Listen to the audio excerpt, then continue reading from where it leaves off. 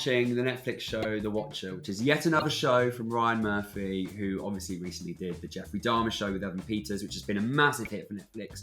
And not even a month after that, he's unveiled another show, and it's based on an article that appeared in The Cut about a couple who move into their dream home in New Jersey, and then they start getting letters by someone, mysterious figure signed The Watcher, who is stalking them and watching them from afar. So it's a mystery show, and it's that kind of, it's like right for Netflix, isn't it? It's that kind of like based on real life, a dramatization with a really hooky angle. And like I said, Bobby Cannavale, Naomi Watts, you've got Jennifer Coolidge, who is off on a, she's having a second wind of her career thanks to The White Lotus. Richard Kind, great cast. Shame about the series. Like I say, it's right for Netflix, but I think it's also right for Netflix in that there's no TLC put into this show to make it a show that will satisfy viewers. It's a show that really wants you just to watch it, and it doesn't really care about the quality. It's got you watching it, and that's the main reason why it exists. I've been put in charge of watching you. This message will not be the last. I am the Watcher.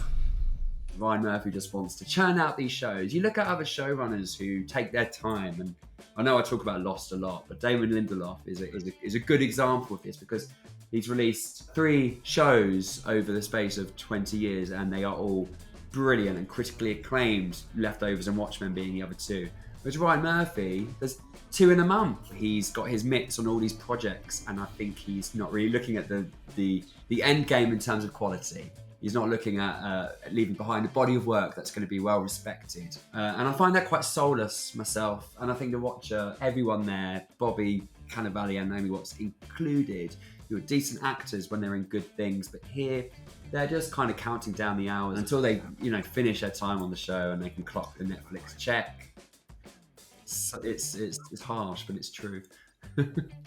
I know. I mean, I remember reading that article in The Cut when it came out, and it was just so scary and haunting. And then I watched the series, I watched The Watcher, and I felt like it was just devoid of any of that kind of suspense. And yeah, like you said, if it had been given some TLC, if there had been, I don't know, if the story was just taken a bit more seriously and not given that like Ryan Murphy treatment, it could have been so good. Like all of the elements were there. It's like a horrifying situation that was real.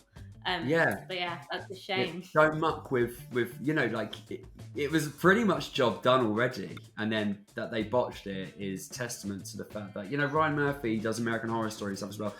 A handful of those seasons are quite good, never been scary. They've always been hyper stylized, I think, and creepy in their own way, like in moments in isolation. But I think if you want to do an eerie story justice, and Ryan Murphy's name's attached, you better believe it ain't going to be done justice. Well, I feel like we know where we're going, and I think we both stand on the same page on this, but is The Watcher a binge or a bin? As a watcher of The Watcher, I decide that this is a bin. It's a big bin. Yeah. Agreed.